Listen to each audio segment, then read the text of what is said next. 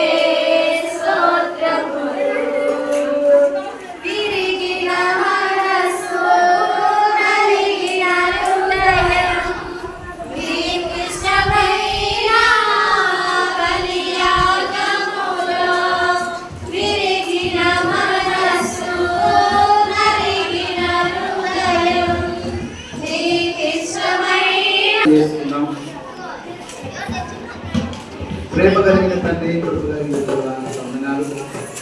పాపం ఎత్తుకొని కృతజ్ఞతలు చెల్లించి మీ కొరకు నా రక్తాన్ని ద్రాక్షరసం సాదృశ్యంగా ప్రేమించారు. తొలగించి రక్తము నిష్కలంకమైంది. కుడి ఎడమకు త్రొట్టెలకుండా మేము నీవు వచ్చేంత వరకు నమ్మకంగా మేము బ్రతకడానికి సహాయం చేయమని మహిమ ఘనత ప్రభావములు నీకు చెల్లిస్తాం.